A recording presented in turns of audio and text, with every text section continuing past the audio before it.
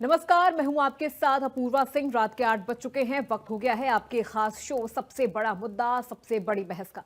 और आज की बड़ी बहस होगी सनातन का विकास विपक्ष को नहीं आया रास। आज हम चर्चा करेंगे उत्तर प्रदेश के संभल जिले और राज्य की बड़ी विकास योजनाओं को लेकर। मुख्यमंत्री योगी आदित्यनाथ की अगुवाई में हाल ही में लोक भवन में हुई कैबिनेट बैठक में कई ऐतिहासिक फैसले लिए गए हैं। कुल 21 प्रस्तावों में से 20 प्रस्तावों पर मुहर लगी है। इनमें सबसे प्रमुख है अयोध्या में विश्व स्तरीय मंदिर संग्रहालय का निर्माण, वाराणसी के सिगरा स्टेडियम का हाईटेक बनना और प्रत्येक मंडल मुख्यालय पर दिव्यांगजन पुनर्वास केंद्र खोलने की योजना। अयोध्या में टाटा एंड सन्स को पहले दी गई 25 एकड़ जमीन के अलावा अब कुल 52.102 एकड़ नजूल भूमि हस्तांतरित की जाएगी।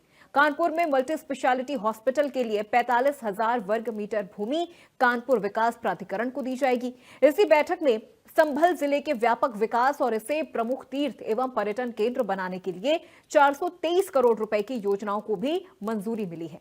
मुख्यमंत्री ने वीडियो कॉन्फ्रेंसिंग के माध्यम से 15 प्रमुख बिंदुओं पर तत्काल कार्रवाई के निर्देश दिए हैं और कहा है कि संभल का भविष्य पर्यटन, धार्मिक महत्व और प्रशासनिक मजबूती से जुड़ा है। लेकिन क्या ये विकास आम जनता के लिए भी है? इस सवाल को लेकर समाजवादी पार्टी के विधायक इकबाल महमूद ने सरकार पर कड़ी आपत्ति जताई है। उनका कहना है भगवान का घर भगवान संभाल लेंगे, पर जनता का घर कौन संभालेगा? 423 करोड़ सिर्फ तीर्थों पर खर्च करने से जनता के टूटे हुए घर नहीं बनेंगे। उन्होंने शेरजंग की जियारत का उदाहरण देते हुए कहा कि उद्घाटन लखनऊ में हो गया, लेकिन संभल में आज तक एक ईंट भी नहीं लगी। तो क्या सवाल यह है कि क्या सरकार का विकास नीति सिर्फ बड़े धार्मिक और पर्यटन प्रोजेक्ट तक ही सीमित रह जाएगी या आम जनता के घर, स्वास्थ्य और रोजमर्रा की समस्याओं के लिए भी नजर आएगी? आज की हमारी बहस यही है और इसी मुद्दे पर है धार्मिक और पर्यटन विकास या आम जनता की प्राथमिकताएं। आज इन्हीं सवालों के साथ हम चर्चा करेंगे, लेकिन उससे पहले संभल एसपी विधायक इकबाल महमूद का वो बयान आपको सुनवाते हैं, फिर कुछ सवाल इंडिया न्यूज उत्तर प्रदेश के होंगे और फिर मेहमानों का रुख करेंगे। कहाँ लगाएंगे कहाँ नहीं लगाएंगे, हालत संभल में लग रहा है। बड़ी अच्छी बात है, हमारे संभल का विकास होगा। ये जो तीर्थ स्थल है या जो है हमारे यहाँ मस्जिद जैसे होती है तो उसको अल्लाह का घर कहते हैं। तो तीर्थ स्थल है, आपके यहाँ भी कुछ ना कुछ उसको कहते होंगे, तो उसका भगवान का घर है, तो भगवान देखेगा उसको। अगर जनता के लिए क्या कर रहा हो, उसकी सुविधा के लिए क्या कर रहा हो, भगवान के घर को दे रहा है। भगवान तो खुद अपने घर का मालिक है, चाहे जैसा करा लेगा, इससे भी करा लेगा, हर एक से करा लेगा। मगर जनता के लिए करो तो ये काम करो।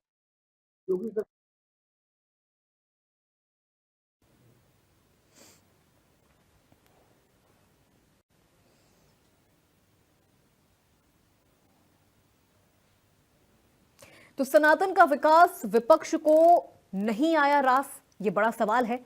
संभल में सनातन तो दफन करने वाले इकबाल, योगी का संभल प्लान इकबाल को नापसंद।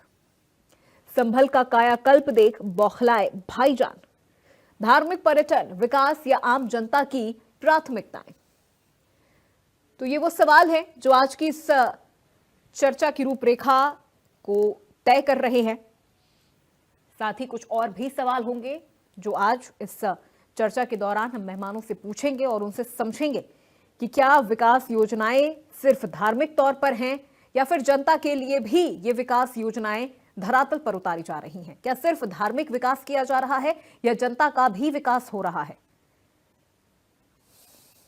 आखिर धार्मिक विकास करके सरकार को क्या हासिल होगा और उससे जनता का क्या फायदा होगा, वो भी हम समझने की कोशिश करेंगे।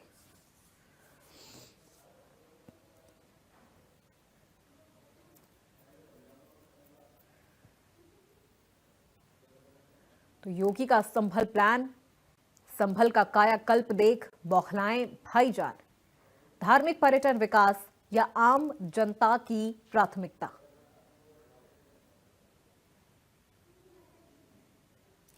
सनातन का विकास विपक्ष को नहीं आया रास।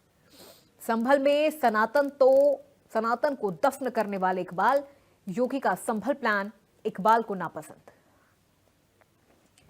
संभल का कायाकल्प देख बौखलाएं भाईजान, धार्मिक पर्यटन विकास या आम जनता की प्राथमिकताएं। तो कुछ खास मेहमान भी हमारे साथ इस चर्चा में शामिल होने के लिए जुड़ेंगे, जिनसे ये तमाम सवाल पूछे जाएंगे।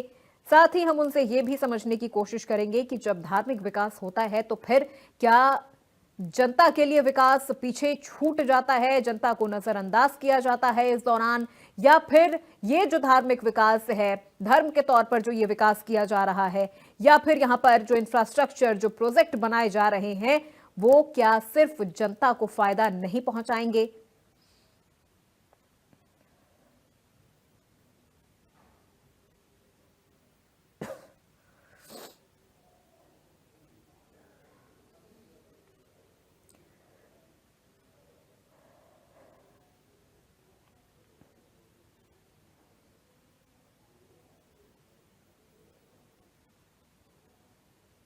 तो यहाँ विपक्ष कह रहा है कि एक ईंट भी नहीं लगी है।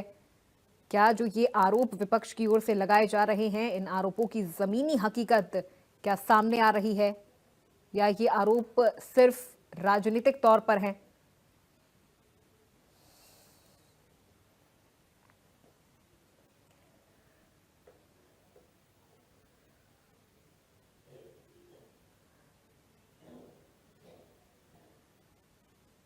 तो आज हम चर्चा करेंगे उत्तर प्रदेश के संभल जिले और राज्य की बड़ी विकास योजनाओं को लेकर, जहां मुख्यमंत्री योगी आदित्यनाथ की अगुवाई में हाल ही में लोक भवन में हुई कैबिनेट बैठक में कई ऐतिहासिक फैसले किए गए हैं। कुल 21 प्रस्तावों में से 20 प्रस्तावों पर मुहर लगी है।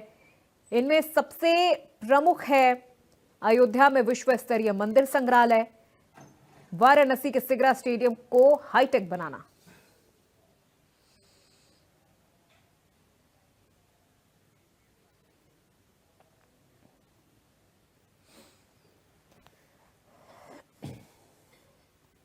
तो चलिए चर्चा की शुरुआत करते हैं। पहले मेहमानों से आपका परिचय करवा देते हैं। कृष्ण मोहन पांडे हमारे साथ जुड़ गए हैं, प्रवक्ता है बीजेपी पार्टी से। विष्णुदास जी महाराज हमारे साथ जुड़ गए हैं, हिंदू धर्मगुरु के तौर पर।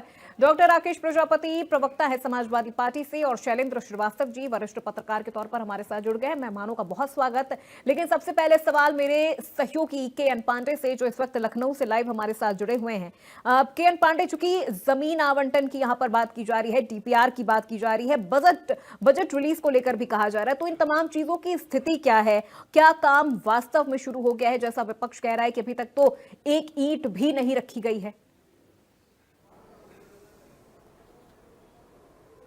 जी पूर्वा, जिस तरीके की बातें की जा रही हैं ऐसा वास्तव में नहीं है। तमाम काम जो है वो धार्मिक पर्यटन को बढ़ाने के लिए लगातार जो है योगी सरकार करती रही है। आपने देखा होगा कि अभी बीते दिनों जब इसी साल के शुरुआत में जो है वो पर्यटन के रूप में, धार्मिक पर्यटन के रूप में सबसे बड़ा महाकुंभ का आयोजन किया गया था, तो उसमें भी देखा गया है कि तमाम 68 करोड़ से ज़्यादा जो है जो सनातनियों ने हिस्सा लिया था, देसी विदेशी रहे हो, चाहे वो काशी हो, चाहे वो मथुरा हो, चाहे वो एक तरीके से कहा जाए धर्मनगरी अयोध्या हो, सभी जगह विकास की गाथा एक तरीके से लिखी गई। धार्मिक पर्यटन काफ़ी बड़ा है। इसकी वजह से जो देखा जा रहा है कि जो 68 करोड़ लोग महाकुंभ में आए थे, उसकी बदौलत लगभग 300 करोड़ का एक तरीके से देखा जाए तो आर्थिक पक्ष एक तरीके से इकोनॉमी जो है यूपी की मजबूत हुई थी। तो कुल मिलाकर के देखा जाए तो जिस तरीके के सवाल इकबाल महमूद ने उठाए हैं कि एक पक्ष को एक तरीके से धार्मिक पर्यटन से बढ़ावा देने से कोई फायदा नहीं होगा, जिन लोगों के घर तोड़ गए हैं उसको बनाने की जरूरत है, भगवान तो अपना घर खुद ही बना लेंगे। तो कुल मिलाकर के जिस तरीके की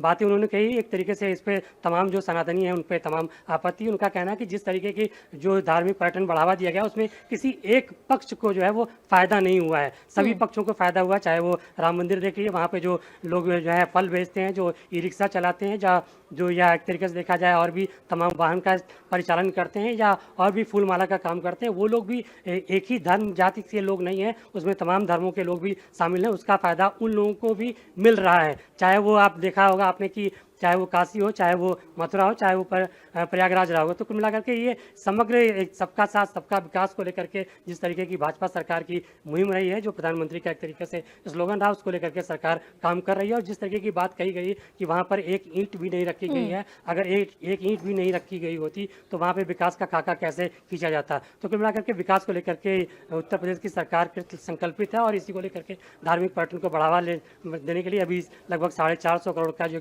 बजट का प्रस्ताव रखा गया है। तो इसका फायदा किसी एक पक्ष को नहीं मिल रहा है, समग्र धार्मिक लोगों को मिल रहा है, चाहे वो किसी भी जाति संप्रदाय से ताल्लुक रखते हैं। तो कुल मिलाकर के देखा जाए तो इसका फायदा जरूर मिलता हुआ दिख रहा है। अभी मैं आपको बताना चाहूँगा, बीते जो है पिछला वित्तीय वर्ष बीता है उसमें उत्तर प्रदेश की जो धार्मिक नगरी है अयोध्या, वहाँ पर देखा जाए तो 16 करोड़ से ज़्यादा पर्यटक आए थे और इस बार 23 करोड़ पर्यटकों की संख्या अब तक पहुंच चुकी है। तो देखा जाए तो लगातार वहां पर जो जीडीपी है उत्तर प्रदेश की 29 करोड़ की, उसमें लगभग 1.5% का जो एक तरीके से देखा जाए जो सहयोग है वो राजधानी लखनऊ से लगभग 120 किलोमीटर दूर अयोध्या की जो है वहाँ पे तमाम गतिविधियाँ होती हैं, जो एक्टिविटी होती है, धार्मिक एक्टिविटी होती है, उससे आता है। तो कुल मिलाकर के देखा जाए तो इससे धार्मिक पर्यटन से आर्थिक पर्यटन भी आर्थिक पक्ष भी काफ़ी मजबूत हुआ उत्तर प्रदेश का। उससे किसी एक व्यक्ति या एक संप्रदाय के लोग को फायदा नहीं हुआ, सभी लोगों को फायदा होगा। इसमें ऐसा सवाल उठाने की शायद आवश्यकता नहीं महसूस होती कि किसी एक पक्ष को जो है स्थापित करने के लिए जो है योगी सरकार काम कर रही है। धार्मिक पर्यटन बढ़ावा देने से किसी एक पक्ष का फायदा होने वाला है। जी बिल्कुल के.एन. पांडे, चूंकि जैसा आप कह रहे हैं कि ये जो विपक्ष की ओर से कहा जा रहा है कि सिर्फ एक पक्ष को इससे फायदा होगा, तो मुझे लगता है कि अगर कोई धार्मिक पर्यटन के तौर पर कोई प्रदेश अगर आगे बढ़ रहा है, अपनी एक अलग पहचान बना रहा है, उदाहरण के तौर पर हमारे सामने बहुत सारे ऐसे प्रदेश हैं, ऐसे बहुत सारे जिले हैं हमारे सामने, वाराणसी है, मथुरा है, इसके अलावा हम बात कर सकते हैं अयोध्या की, जहां पर लगातार पर्यटन, जो धार्मिक पर्यटन है उसको काफी ज्यादा बढ़ावा मिल रहा है और कहीं ना कहीं इस वजह से वहां की जो जनता है, वहां का जो इंफ्रास्ट्रक्चर है, वो इन वजहों से और भी ज्यादा डेवलप हो रहा है। के.एन. पांडे, मैं लौटूंगी आपके पास, लेकिन हमारे साथ मेहमान भी हमारे साथ जुड़ गए हैं एक एक करके, उनसे भी हम सवाल ले लेते हैं। कृष्ण मोहन पांडे जी हमारे साथ जुड़ गए हैं, बीजेपी प्रवक्ता है। कृष्ण जी, बहुत स्वागत है आपका। कृष्ण मोहन पांडे जी, ये एक बड़ा आरोप लग रहा है पक्ष पर, सत्ता पक्ष पर, कि धार्मिक विकास पर ही केवल आपका फोकस है, इससे जनता का जो विकास है वो कहीं ना कहीं पीछे रह जा रहा है। अब इसे आप कैसे जस्टिफाई करेंगे कि जो धार्मिक विकास किया जा रहा है, धार्मिक पर्यटन के तौर पर जो विकास किया जा रहा है, वो एट द एंड उसका जो नतीजा है, जो उसका फायदा है, वो उस प्रदेश की, उस देश की जनता को ही मिलेगा? देखिए, एक बात मैं स्पष्ट कर दूं कि कोई भी राष्ट्र की व्यवस्था तभी समृद्धि की तरफ जा सकती है, उत्कर्षता की तरफ जा सकती है, जब उसकी संस्कृति और सभ्यता और संस्कृति बहुत मजबूत हो। क्योंकि उत्तर प्रदेश एक नई परिकल्पना के साथ पूज्य योगी आदित्यनाथ जी आए हैं कि संस्कृति से समृद्धि, यदि हमारी संस्कृति की समृद्धि, संस्कृति जो आगे बढ़ती है तो उसमें निश्चित तौर पर प्रदेश और देश की समृद्धि आएगी। उसका प्रतिफल ये रहा कि उत्तर प्रदेश की जनता ने इसको स्वीकार किया और पूज्य योगी आदित्यनाथ जी को अपने हाथों हाथ लिया।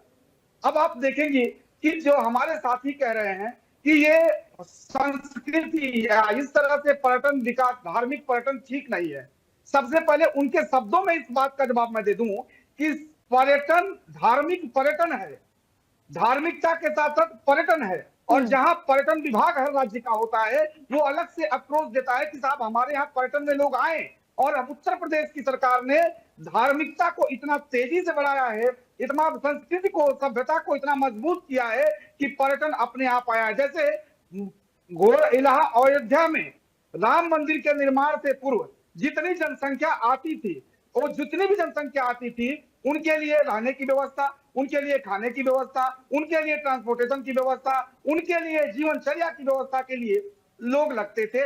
तो वहां पे मैन पावर यूज होता था, होटल यूज होते थे, ट्रांसपोर्टेशन यूज होता था।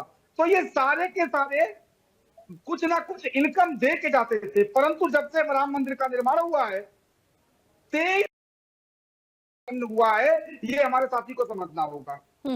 काशी की बात कर ले तो जितनी संख्या गोवा में जाती है, उसकी 7 गुना संख्या काशी विश्वनाथ में आती है। तो उतनी संख्या के लिए एकोमोडेशन के लिए, ट्रांसपोर्टेशन के लिए, फूडिंग के लिए या अलग अलग व्यवस्थाओं के लिए लोग अपने रोजगार शुरू करते हैं। तो रोजगार उत्पन्न करने के साथ साथ आय के व्यवस्था उत्पन्न होती है, उनसे जीएसटी उत्तर प्रदेश सरकार को भी लाभ होता है। एक तरफ लोगों को रोजगार मिल रहा है तो दूसरे तरफ सरकार का लाभ हो रहा है। हम कुंभ की बात कर लें, दुनिया का सबसे बड़ा एक प्रकल्प लगा कुंभ, जो हर साल लगता है, हर 12 वर्षों पर लगता है, परंतु इस बार जो लगा, जितना राज्य सरकार ने खर्च किया, उसका 3 गुना उत्तर प्रदेश सरकार को प्राप्त हुआ आय के रूप में। तो पुनः इस बात को कहता हूं, हमारे जो साथी कह रहे हैं कि किस तरह से लोगों का विकास होगा, एक विकास की परिकल्पना और कर देता हूं। ठीक है, यही उत्तर प्रदेश था, सुन लीजिए, एक 10 सेकंड मुझे दे दीजिए। यही उत्तर प्रदेश था, 12-17 की सरकार थी। इन 12-17 की सरकार में, अखिलेश जी के सरकार में जो आवास भगवान का घर बना रहे हैं वो ठीक बात है, परंतु उसमें पैटर्न है। अखिलेश जी के सरकार में उत्तर प्रदेश में मात्र 4.5 लाख आवास बन पाए, परंतु 17 से लेकर 25 में 34 लाख, 34.5 लाख आवास बन चुके हैं। 14 करोड़ इस देश में शौचालय बन चुके हैं। और उत्तर प्रदेश में रोजगार की बात कर लें तो सरकारी नौकरियां हमने 8 लाख दिया है। इस पूरे परिदृश्य को देखेंगे तो एक बात समझ में आती है कि संस्कृति का विकास करेंगे, समृद्धि राष्ट्र का हो जाएगा। यदि इस राष्ट्र की संस्कृति समाप्त हो गई, सभ्यता समाप्त हो गई, उस राष्ट्र को समाप्त होने में देर नहीं लगेगी। और ठीक है कृष्ण मोहन पांडे जी, मैं लौटूंगी आपके पास। आने के लिए ठीक है, कभी सफल नहीं होगा। चलिए ठीक है, मैं लौटूंगी आपके पास। राकेश प्रजापति जी, देखिए सर, दुनिया में बहुत सारे ऐसे देश हैं जो धार्मिक पर्यटन के तौर पे अपनी एक अलग पहचान बनाए हुए हैं। बहुत सारी ऐसी इस्लामिक कंट्रीज भी हैं जिन्होंने अपनी अर्थव्यवस्था धार्मिक पर्यटन की वजह से बहुत मजबूत कर ली है। आपको नहीं लग रहा कि उत्तर प्रदेश या उत्तर प्रदेश के खास करके कुछ ऐसे जिले हैं जो धार्मिक पर्यटन के तौर पर अब उभर कर सामने आ रहे हैं और इसका फायदा जनता को मिल रहा है? अगर आपको लग रहा है कि नहीं मिल रहा है तो फिर इसकी वजह क्या है? क्यों आपको ऐसा लग रहा है? अपूर्वा जी, उम्मीद है कि आप किसी के बीच में नहीं बोल रही हैं, तो मेरे बीच में भी नहीं। नहीं, बिल्कुल नहीं बोलूंगी, जवाब दीजिए। विश्व के 5 विकसित राष्ट्र हैं। 5 विकसित राष्ट्र में एक भी राष्ट्र जो है धर्म पर आधारित नहीं है। इसके अलावा भी चीन और जापान, यहाँ पर धार्मिक चर्चा कभी नहीं होती, ना सुनी गई है, ना देखी गई है, ना कहीं पाई गई है।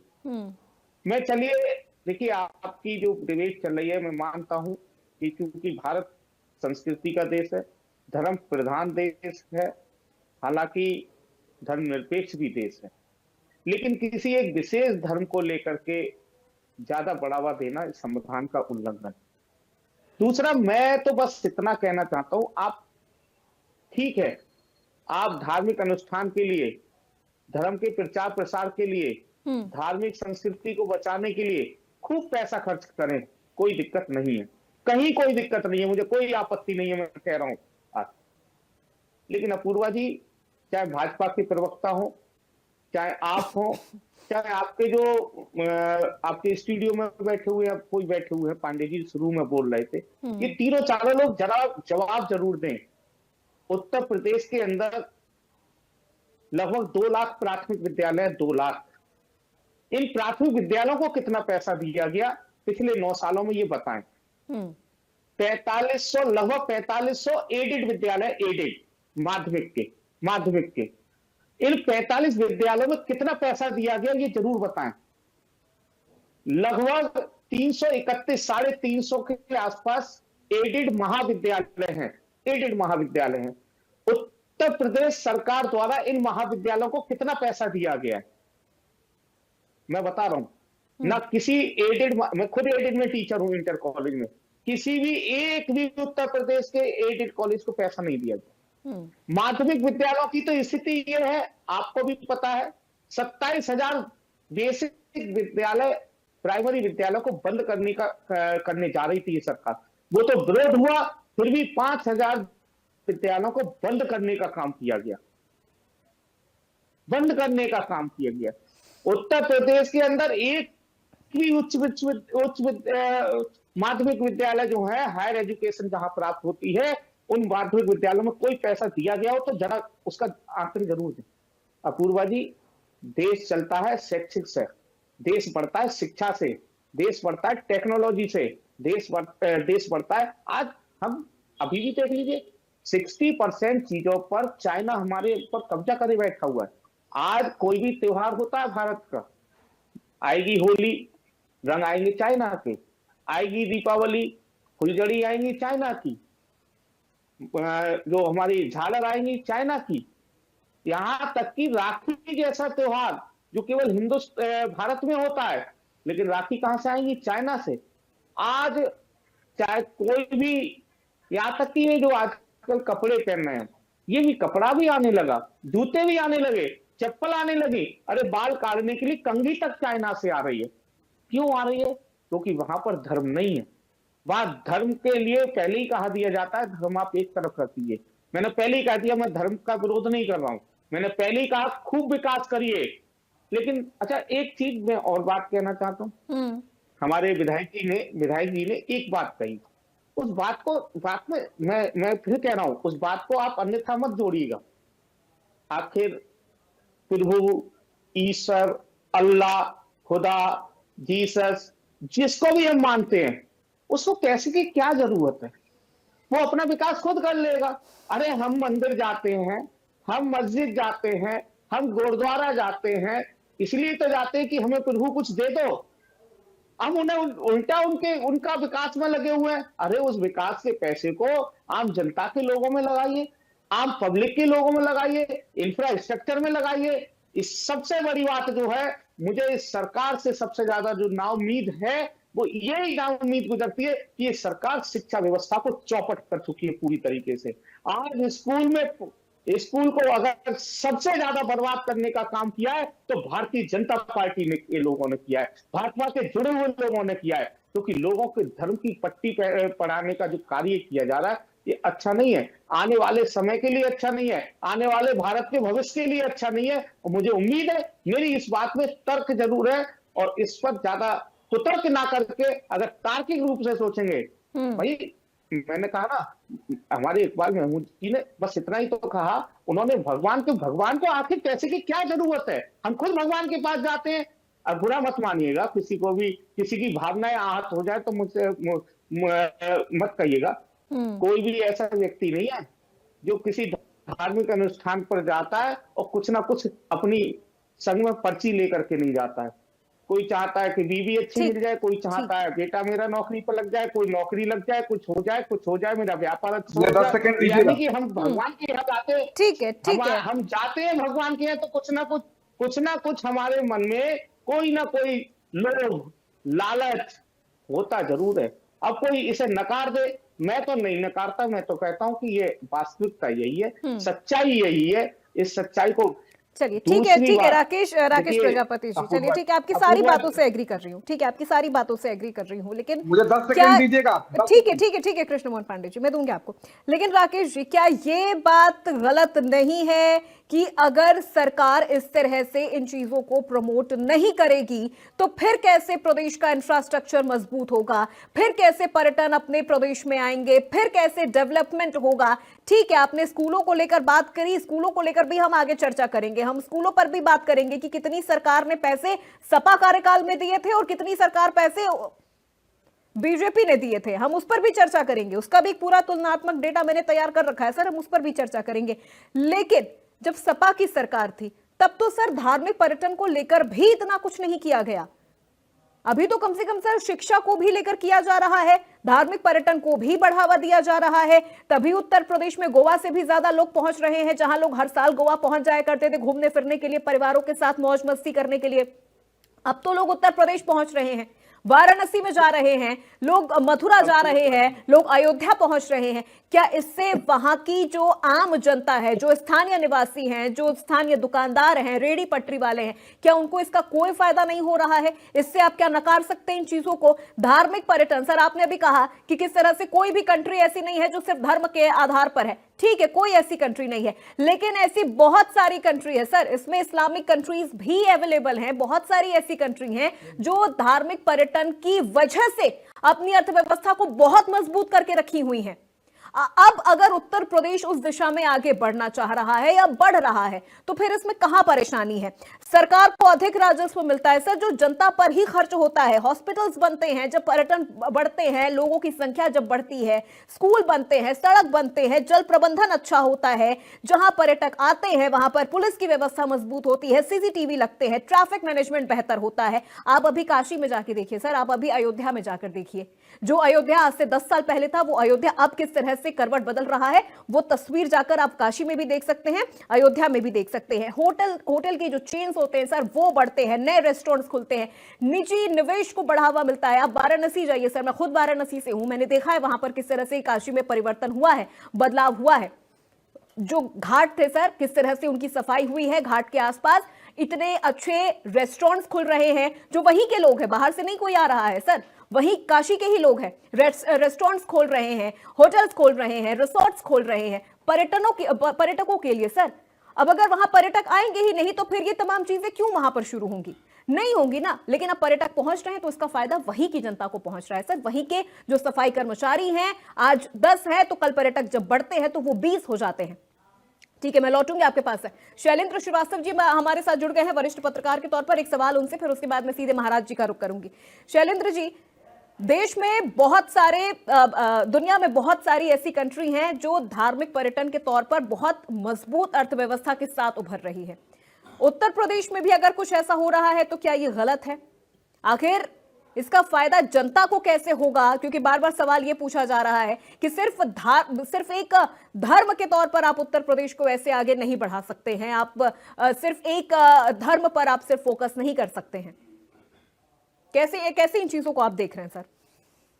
देखिए, विकास करने के कई तरीके होते हैं और उनमें से एक तरीका ये भी है कि किसी धर्म आधारित क्षेत्र को या कार्य को, कर्मकांड को और ज़्यादा बढ़ावा दिया जाए। और तीर्थ यात्रा के माध्यम से ये वर्तमान सरकार यह आइडेंटिफाई करने की कोशिश कर रही है कि इससे लोगों को रोजगार मिलेगा और इससे हमारे प्रदेश की और देश की प्रगति होगी। हर सरकार की अपनी विशेषाधिकार होती है और जनता उनको चुनती है, इसीलिए ये वो अपने विश्वास, अपने मूल्यों, अपने आस्था के अनुरूप ही वो योजना बनाते हैं। अब यदि कोई आप देखें किसी कारपेंटर बढ़ई से अगर आप बात कीजिए तो वो लकड़ी से क्या क्या चीजें बन सकती है उसके बारे में बात करेगा। किसी आप जो है लोहार से बात कीजिए तो लोहे से क्या क्या बन सकता है उसकी बात करेगा। आध्यात्मिक क्षेत्र के लोग होते हैं वो दुनिया के हर चीज को अध्यात्म की नजर से देखते हैं, साइंस वाले साइंस की नजर देखते हैं। तो वर्तमान सरकार की अपनी एक सोच है, उसके हिसाब से उनको लगता है कि यदि हम तीर्थ यात्रा का विकास करते हैं तो इससे भी लोगों का विकास होगा। तो उनके सोचने में कोई गलती नहीं, क्योंकि उनका उद्देश्य शायद अच्छा है। बस सिर्फ इतना है कि लोकतंत्र है और इसमें सरकार को चुना गया है। संविधान के अनुसार धार्मिक गतिविधियों को सरकार आगे नहीं ज्यादा बढ़ा सकती है, अगर बढ़ाए तो सुगम कर सकती है। बस सिर्फ इतना देखना चाहिए कि धार्मिक आस्था के साथ साथ क्या जन कल्याण के जो वरीयता वाले क्षेत्र हैं उन पर भी हम बराबर ध्यान दे पा रहे हैं या नहीं। कहीं से ये नहीं। अच्छा, एक बात और, अभी जो इतना बड़ा पैकेज उन्होंने दिया है उसके बारे में थोड़ा डिटेल होना चाहिए। रोड मैप क्या है? इतना बजट तो आवंटन कर दिया, लेकिन उसको खर्च कैसे करेंगे, किन किन चीजों पर करेंगे? क्या कोई वहां पर फिजिबिलिटी रिपोर्ट निकाली गई, कोई सर्वे किया गया? जिस क्षेत्र के विकास के बारे में ये पैसे दिए जा रहे हैं उस क्षेत्र के लोगों से पूछा गया कि आपकी टॉप वरीयता क्या है, यहाँ के तीर्थ क्षेत्र का विकास या कोई और मुद्दा तो नहीं है? हो सकता है उनके लिए यही तीर्थ क्षेत्र का विकास ही सबसे वरीयता वाला मुद्दा हो, लेकिन क्या कोई इस तरह का हम लोगों ने सर्वेक्षण किया है? यदि किया है तो किसने किया, उसका रिकॉर्ड डाटा दिया जाए। इसी तरीके से सरकार ये भी समझे या बताए कि हाँ, हमारे इस तीर्थ क्षेत्र के विकास करने से इन मदों पर इतना हम खर्च कर रहे हैं तो इससे इतनी इतनी मात्रा में रोजगार बढ़ेगा, इतनी मात्रा में हमारे यहाँ पर पर्यटकों की संख्या बढ़ेगी, इतनी मात्रा में जो अलाइड एक्टिविटीज हैं वो बढ़ जाएंगी। ये तो बता देते तो और अच्छा होता, लोगों में पारदर्शिता की बात आती और कहीं कोई विरोध न होता। विपक्ष को ये लगता है कि नहीं ये तो केवल धार्मिक भावनाओं को बढ़ाया जा रहा है, कोई जन कल्याण की बात नहीं, टूटे घरों को नहीं बनाया जा रहा। लेकिन मसला ये कि आपके पास कोई विकल्प है? लोकतंत्र में पक्ष और विपक्ष दोनों हैं। एक को मौका मिल गया, दूसरे को मौका मिल सकता है। तो यदि आपको लगता है कि यह गलत है तो इसके बदले में क्या है? शैलेंद्र जी, सिर्फ धार्मिक पर्यटन को लेकर ही हम यहाँ पर बात क्यों करें, जबकि यहाँ पर खिलाड़ियों के लिए भी बहुत सारी योजनाएं शुरू की गई हैं, यहाँ पर संभल के लिए बहुत सारी योजनाएं शुरू की गई हैं, दिव्यांगजनों के पुनर्वास के लिए योजना शुरू की गई है। तो इन चीजों को भी तो हम साइडलाइन नहीं कर सकते हैं ना, कि सिर्फ ये देख के कि सिर्फ धर्म के लिए ही सरकार काम कर रही है, सिर्फ धार्मिक वरीयता ही दे रही है। नहीं, बहुत सारी अन्य चीजें भी हैं जो सरकार के इस आज का जो ये बैठक हुआ है, इसके जो प्रस्ताव लाए गए हैं उनमें 20 प्रस्तावों को मंजूर किया गया है, जिसमें सिर्फ धार्मिक वरीयता नहीं है बल्कि और भी बहुत सारी चीजें हैं। तो उसको लेकर भी सर आंख नहीं बंद किया जा सकता। निश्चित रूप से यही बात सभी पक्षों को समझना होगा कि ठीक है, सारे विकास के जो मेन मुद्दे हो सकते हैं, केंद्र बिंदु हो सकते हैं, उनमें एक बिंदु ये भी है, और उनको समग्र रूप में फिर हमें देखना पड़ेगा। ये नहीं कि केवल हम एक ही चीज का विकास कर दे रहे हैं, और हम अगर उसके बारे में थोड़ी डिटेलिंग कर देंगे तो अफवाह या असमंजस या दुविधा या शंका तभी पैदा होती ये है, अब सूचना सरकार के का लिए कह अभाव रहे होता है। हैं। जी जी, तो ये मतलब बताना थोड़ी सी चाहिए पक्ष के ट्रांसपेरेंसी लोगों की को। जरूरत, जी हाँ, थोड़ी पक्ष के जो ट्रांसपेरेंसी की लोग हैं, जरूरत है। जो सत्तारूढ़ पार्टी के लोग हैं, ये उनकी कोशिश होनी चाहिए कि इस बात को थोड़ा विस्तारित करें, और जो विपक्ष के लोग हैं अगर वो विरोध करते हैं तो उनको विकल्प देना चाहिए कि नहीं, ये नहीं, ये होना चाहिए, ऐसे करते। ये नहीं केवल विरोध करने से काम नहीं चलेगा। ठीक है। सत्ता पक्ष ये नहीं कहेगा जो हम चाहे वो कर ले, जो चाहे करने की छूट संविधान में नहीं दी गई है। ये है कि आप अपने नहीं, मन की बिल्कुल चीज को बिल्कुल प्रस्तुत शैलेंद्र जी, चूंकि अगर पक्ष को जनता चुनती है तो विपक्ष को भी जनता ही चुनती है, तो दोनों की ही बातों को सुनना बहुत ज्यादा जरूरी हो जाता है। और हर बार ये कह देना कि विपक्ष सिर्फ विरोध कर रहा है या विपक्ष सिर्फ विपक्ष के पास मुद्दे नहीं बचे हैं, ठीक है, लेकिन विपक्ष को आप नजरअंदाज भी नहीं कर सकते हैं, क्योंकि विपक्ष को भी उस जगह पर जनता नहीं बिठाया है। के एन पांडे, यहां पर एक चीज मैं आपसे समझना चाहूंगी। अभी हम बात कर रहे थे धार्मिक पर्यटन को लेकर, उसको विकास को लेकर, लेकिन अब हम देख रहे हैं कि बहुत सारी अन्य जो प्रस्ताव है वो भी आज की बैठक में पारित हुए हैं। खिलाड़ियों के लिए भी बहुत सारे प्रस्ताव हैं, बहुत सारी बाधाओं से उनको मुक्त किया गया है। संभल के लिए मास्टर प्लान यहाँ पर तैयार किया गया है। परेशानी जो एसपी है इकबाल, उनको वहां पर हो रही है, क्या क्या परेशानी उनको इन तमाम चीजों को लेकर हो रही है? जी अपूर्वा, सबसे बड़ी बात है कि आपने देखा होगा, आपने खुद बताया कि 21 प्रस्ताव कैबिनेट में मीटिंग में आए थे और 20 प्रस्ताव पास हुए। तो 20 प्रस्ताव में से इकबाल महमूद साहब को सिर्फ एक प्रस्ताव दिखाई पड़ा, बाकी और जो 19 प्रस्ताव पास हुए उस पर उनकी निगाह नहीं गई। तो इस पर एक तरीके से देखने की बात है कि आखिर उन्होंने एक ही प्रस्ताव को क्यों पकड़ा, आखिर इसके पीछे उसका इंटेंशन क्या है।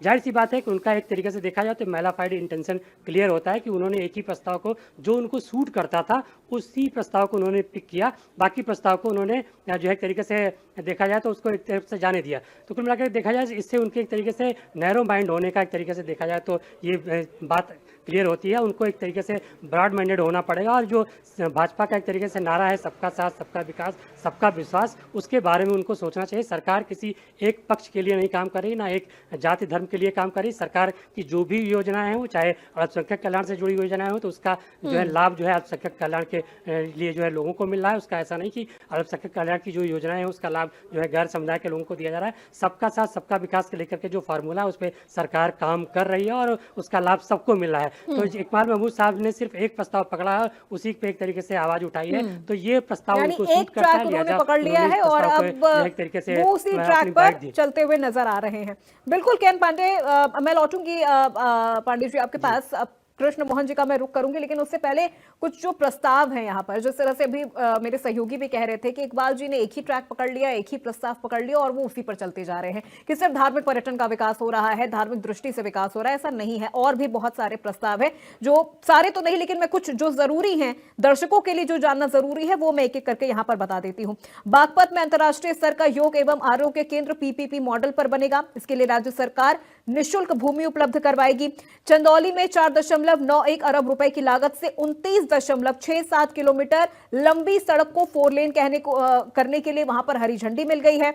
पदक विजेताओं के लिए भी यहां पर बड़ी घोषणा की गई है, सीधी भर्ती है उनके लिए। अब राष्ट्रीय और अंतर्राष्ट्रीय प्रतियोगिताओं के लिए प्रशिक्षण, खेल अवधि और आने जाने का जो समय है वो भी ड्यूटी में ही उनके गिना जाएगा। इसके अलावा भी विकसित यूपी बनाने की दिशा में भी ये एक बहुत बड़ा कदम है। उत्तर प्रदेश को विकसित राज्य बनाने की दिशा में ये कई सारे अहम कदम उठाए जा रहे हैं। कृष्ण मोहन पांडे जी, इन चीजों को दरकिनार करके सिर्फ एक मुद्दा पकड़ा गया है और उसी को लेकर ये पूरी बहस, ये पूरी चर्चा उसी के इर्द गिर्द घूमती नजर आ रही है। क्यों ऐसा हो रहा है? क्या सरकार की छवि सिर्फ इस वजह से बन गई है कि वो धार्मिक चीजों को ज्यादा वरीयता दे रहे हैं, बाकी चीजें डिनाई कर दी जा रही है? नहीं, देखिए, एक बात स्पष्ट कर दूं कि हमारे साथी के एम पांडे जी ने बहुत अच्छी बात कही कि 21 प्रस्ताव आए, 20 प्रस्ताव पास हुए। 20 प्रस्ताव वो है जो जन कल्याणकारी है, और हमारी परिकल्पना जो रही है कि समाज के अंतिम पायदान पर खड़े व्यक्ति को प्रथम पंक्ति पर ला करके उसको अंत्योदय की परिकल्पना को पूर्ण करना, हम उसके लिए आगे बढ़ रहे हैं। और यही उत्तर प्रदेश है जहां पर कि एक बीमारू राज्य कहा जाता था, गुंडों का राज्य कहा जाता था, अब वहां से निकल करके समाज के अंतिम प्रधान पर व्यक्ति भी प्रथम प्रधान पर खड़ा होकर के इस बात की पुष्टि कर सकता है कि हाँ मैं उत्तर प्रदेश में सुरक्षित हूँ, उत्तर प्रदेश में मुझे रोजगार मिल रहा है। अब हमारे साथी बार बार इस बात को एक ही बात पे ये कह रहे हैं कि मंदिर का जो पैसा दिया गया है, जो मैं मंदिर के शब्द नहीं जो यूज कर रहा हूँ, जो उसमें प्रस्ताव में है कि संभल के विकास के लिए, धार्मिक विकास के लिए जो पैसे गए हैं उसी पे इनको चिंता है। अब धार्मिक विकास में अब हमारे सभा के साथी पूछ रहे थे कि ये पैसा कहाँ खर्च होगा। साहब वो जो धार्मिक विकास, जो संभल विकास है, उसमें सड़क बनेगी तो इंफ्रास्ट्रक्चर का निर्माण होगा। वहां पे प्राइमरी स्कूल पर कितना पैसा दिया गया, प्राइमरी स्कूल पर कितना पैसा दिया गया है, और माध्यमिक पर कितना दिया गया है, डिग्री में कितना दिया गया है, सुनिए ना, अरे इस पर बताइए थोड़ा सा पता एक एक करके। नहीं, रुक जाइए राकेश त्यागी जी, रुक जाइए सर, रुक जाइए। अभी से बोला ना, सुनिए, ये वही लोग हैं जो अभी चर्चा कर रहे हैं कि जो ये संभल विकास के लिए पैसा गया है ये किस तरह से खर्च होगा। साथ सड़क बनेगी, स्ट्रीट लाइट लगेगी, वहां पे और विकास होंगे। परंतु आप भूल गए, आपकी सरकार में हज हाउस बनते थे, उसमें कौन सा इंफ्रास्ट्रक्चर का निर्माण होता था? आपके समय में कब्रिस्तानों का निर्माण होता था, कब्रिस्तान घेरे जाते थे, उसमें कौन सा निर्माण होता था? आपकी समय में समाजवादी पेंशन योजना दी जाती थी जो एक समुदाय की तरफ दी जाती थी, उसमें कौन सा इंफ्रास्ट्रक्चर निर्माण होता था? आपके समय में हज यात्रियों को विशेष सुविधा दी जाती थी, विशेष पैकेज बनाया जाता था, उसमें कौन सा इंफ्रास्ट्रक्चर का विकास होता था? याद है? कुछ नहीं याद रहेगा, क्योंकि आपको एक जाति विशेष, एक संप्रदाय विशेष, एक धर्म विशेष का वोट लेना है, और इसके चक्कर में 14 हारे, 17 हारे, 19 हारे, 22 हारे, 24 हारे, और गारंटी के साथ कहता हूँ कि 27 हारे। और सुनिए, 24 कौन आ रहा है? 24 मैंने कौन आ बोला रहा नहीं, है? भारतीय जनता पार्टी की कौन आ रहा है? भारतीय जनता पार्टी की कौन आ रहा है? भारतीय जनता पार्टी की सरकार बनाई। नहीं राकेश जी, ठीक है, अभी चुनाव को लेकर हम चर्चा नहीं कर रहे हैं ना, अभी चुनाव को लेकर हम चर्चा नहीं कर रहे, तो ये विषय बेहतर होगा कि आप ना उठाएं, ये विषय ना उठाएं। चलिए ठीक है, कृष्ण मोहन पांडे जी, मैं लौटूंगी सर आपके पास, रुक जाइए। कृष्ण मोहन जी, रुक जाइए। ठीक है कृष्ण मोहन जी, रुक जाइए कृष्ण मोहन जी। देखिए अब यहाँ पर ना मुझे लगता है कि 1 मिनट रुक जाइए कृष्ण मोहन पांडे जी। मुझे लगता है कि एक बार योगी कैबिनेट के जो प्रस्ताव हैं जिन्हें मंजूरी दी गई है वो भी एक बार पढ़ने की विपक्ष को भी जरूरत है, दर्शकों के लिए भी ये जानना बहुत जरूरी हो जाता है। रुक जाइए कृष्ण मोहन पांडे जी, रुक जाइए सर, रुक जाइए प्लीज रुक जाइए, अब रुक जाइए। बहस नहीं सर, बहस मत करिए, ठीक है आपने अपना पक्ष रखा, प्रजापति जी अब अपना पक्ष रखेंगे, लेकिन राकेश जी सिर्फ एक मुद्दा पकड़ लेना, सिर्फ एक पॉइंट पकड़ लेना, रुक जाइए राकेश जी रुक जाइए। अब देखिए अब रुक जाइए, अभी उन्होंने अभी उन्होंने कब्रिस्तान वाला मुद्दा उठा दिया, अब आप उस पर क्या कहेंगे? उससे क्या इंफ्रास्ट्रक्चर में डेवलपमेंट हो गया? रुक जाइए सर, अभी रुक जाइए, अब इस तरह से नहीं। पांडे जी रुक जाइए। कृष्ण मोहन पांडे जी रुक जाइए सर प्लीज, ठीक है रुक जाइए। देखिए विकास सभी सरकार करने की कोशिश करती है, तरीका अलग होता है, उनके टारगेट ऑडियंस अलग होते हैं, ठीक है अब रुक जाइए। लेकिन देखिए इस बार अगर हम बात करें कैबिनेट प्रस्ताव को लेकर तो सिर्फ एक मुद्दा, एक पॉइंट उठा के ये तमाम चीजें जस्टिफाई कर देना मुझे नहीं लगता सही है, क्योंकि इसको लेकर अभी और भी बहुत सारी चीजें हैं जो पढ़ने की जरूरत है, जो समझने की जरूरत है। 21 प्रस्ताव पेश किए गए थे, 20 प्रस्ताव पर मुहर लगी है। सिर्फ उसमें एक प्रस्ताव चाहे अयोध्या के मुद्दे को लेकर देखें या संभल के मुद्दे को लेकर देखें, सिर्फ वही नहीं है। इसमें doctor Sampurnanand sports stadium Sigra Varanasi को उच्च स्तरीय बनाए जाने का लेकर भी एमओयू है। प्रदेश के प्रत्येक मंडल मुख्यालय पर दिव्यांगजन पुनर्वास केंद्र बनाए जाने के प्रस्ताव पर भी मंजूरी है। तो ये भी कुछ चीजें हुई हैं सर, इनको आंख बंद करके ये अगर बात होगी तो फिर आंख बंद कर लेंगे आप लोग। फिर जहां अयोध्या का मुद्दा शुरू हो जाएगा, जहां धार्मिक पर्यटन का मुद्दा शुरू हो जाएगा, वहां आपकी आंखें खुल जाती हैं। और उसी वर्ग विशेष के लिए ठीक है राकेश प्रजापति जी, अब जवाब दीजिए सर। 20 प्रस्तावों पर मुहर लगी है, लेकिन चर्चा सिर्फ एक पर ही क्यों हम करें, एक पर ही हम क्यों भिड़े या एक पर ही हम क्यों टिके रहे? यहाँ पर बहुत सारी परियोजनाएं, प्रस्ताव जो हैं उन पर मुहर लगी हैं, तो उन्हें सर इग्नोर नहीं कर सकते। अपूर्वा जी, मैंने शुरू में ही कहा था कि अगर, और हमारे जो एक्सपर्ट बैठे हुए उन्होंने भी कहा था कि अगर इसको जो भी 432 करोड़ रुपए की बात है, इसको पूरा 423 करोड़ रुपए की जो बात है, अगर इसको पूरा डिटेल दे दी गई होती कि इतना पैसा इसमें खर्च होगा, इतना पैसा इसमें खर्च होगा, इतना इंफ्रास्ट्रक्चर में, और मुझे लगता है कि वहां पर अभी डीएम कार्यालय नहीं है, वहां जज का ऑफिस नहीं है, वहां कचहरी नहीं है, अभी बहुत सी चीजें, क्योंकि संभल मेरा पड़ोसी जिला है, मैंने देखा है भैजोई में जहां मुख्यालय बन रहा है, अभी डीएम साहब जो है एक छोटे से कमरे में रह रहे हैं, एक छोटा सा ऑफिस में रह रहे हैं, वहां पर सब अस्थायी चीजें हैं। तो इसमें अभी वहां पर बहुत सारे पैसे की जरूरत उसमें स्थायी चीजों को बनाने की है।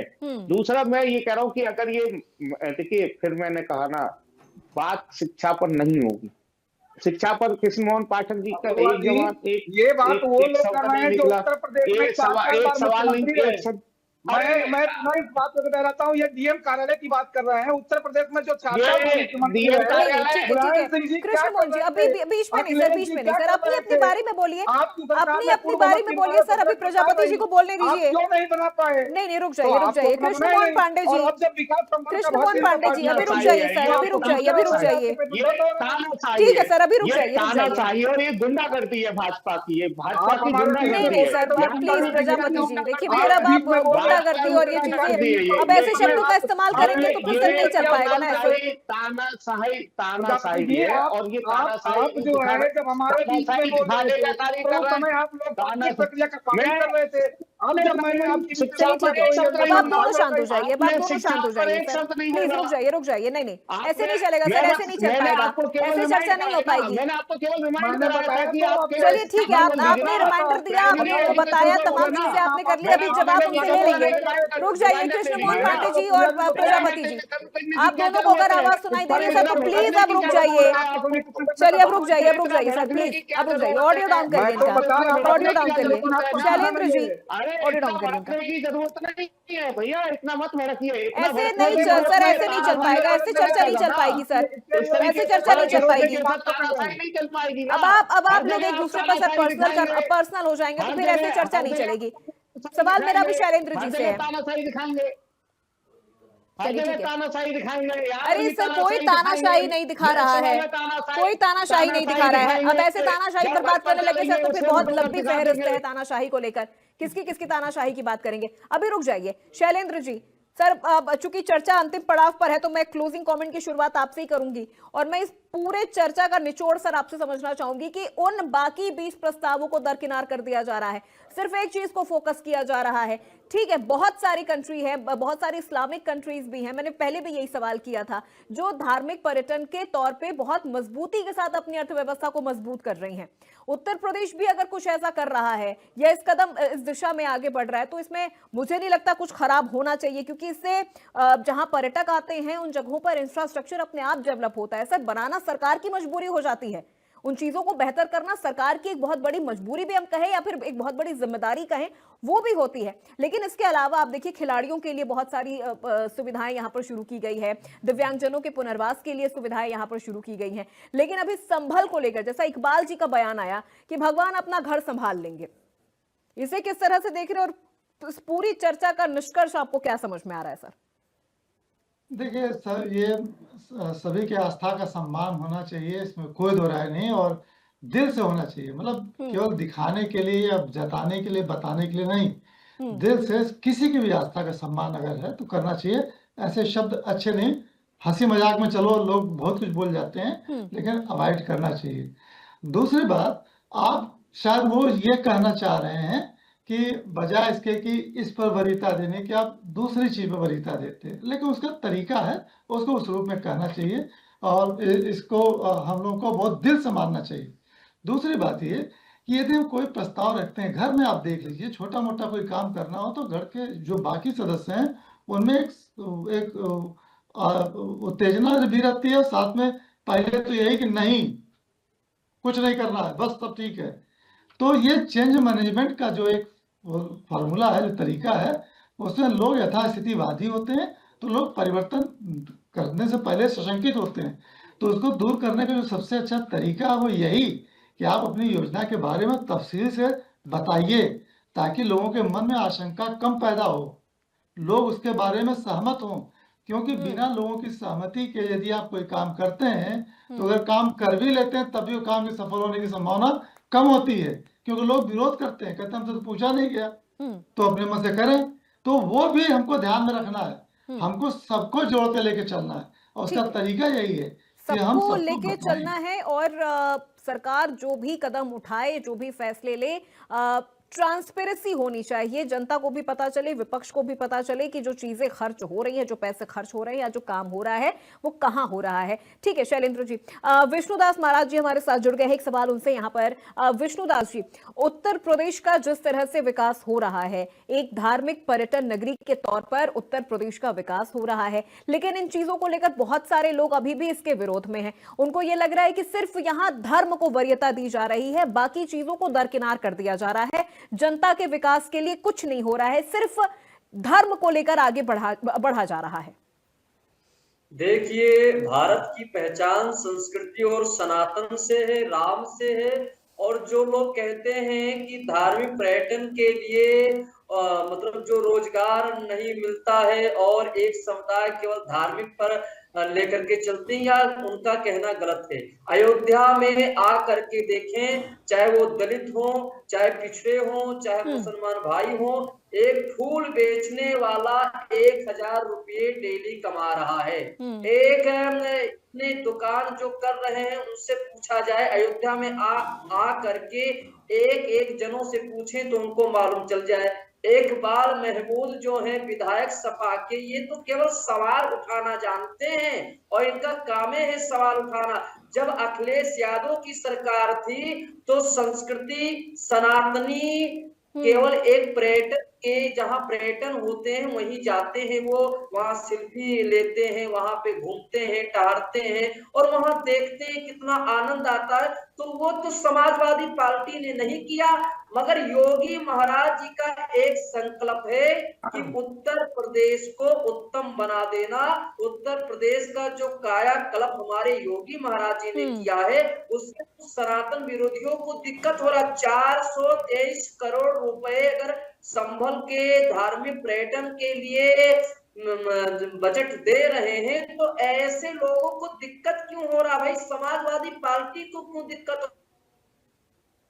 पार्टी का मतलब होता है समाज को जोड़ना, समाज में नफरत नहीं फैलाना। ये तो समाजवादी पार्टी केवल नाम रख लिए हैं, बस समाज को तोड़े। जितने भी सनातनी हैं वो, उनके मन में इच्छा होता है कि जहां धार्मिक पर्यटन होते हैं वहां वो जाते हैं।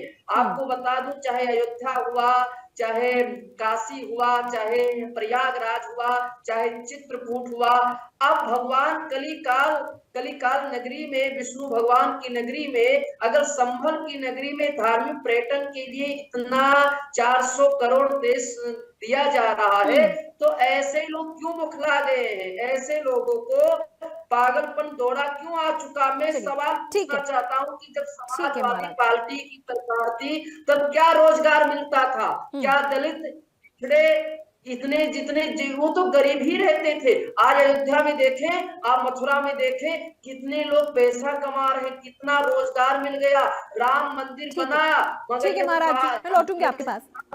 ठीक है, बिल्कुल महाराज जी।